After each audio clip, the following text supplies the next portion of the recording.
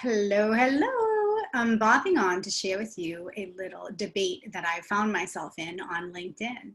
So I find it so interesting. I was talking about emotional intelligence and building sort of a wellness capacity or understanding when you're leading an employee body or a group of people that you want to understand how their mental health is and what's going on with their emotional well-being. And one gentleman posted, he shared the post in big letters. It says, "You're doing this wrong." And I laughed out loud. I was like, this is so precious. I'm like, this is priceless that this conversation is happening, because I'm totally open to having a disagreement. I grew up in an Italian-Irish household, so I have, I'm not conflict averse. So the thing that's interesting about this is the behavioral science software that I use. What we teach is a framework with head, heart, and briefcase. And the briefcase is pretty obvious, right? That is your toolkit, your credentials, schooling, your previous work history, your hard stuff, right? Your head is your cognitive and your behavioral drives, what you're hardwired to do, how you show up at work, what your likely outcomes are given certain work criteria, how you'll interact with others. Your heart is what you deeply value.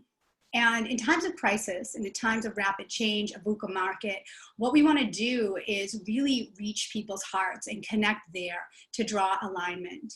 So the statistics are, I'm sure you know this, 1 in 5 Americans struggle with depression.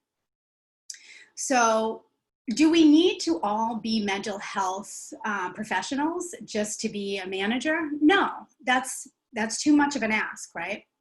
Do we as early career managers need to have some understanding of emotional intelligence? Yes. Does the head of engineering, the chief technical officer, does the head of HR need to have some emotional intelligence training?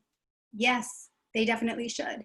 If your role affects how anyone else experiences their day, you should have some training in empathy for others and what other people are experiencing right now.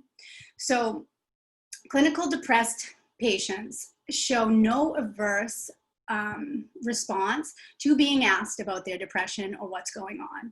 So the simple act of asking, how are you doing? Do you have any issues going on at, in your personal life with your family? Is there any way that we as a company or I as your manager can support you better than I am? Questions like that, that's all you got to do. You do not need to have a PhD in psychology to have a conversation about mental health with someone. That stigma that mental health has to be way over here, that's part of the entire problem, right? And people want to start to become more, I want to start to become more open with having these conversations. So I welcome this conversation. Emotional intelligence is not a static skill set.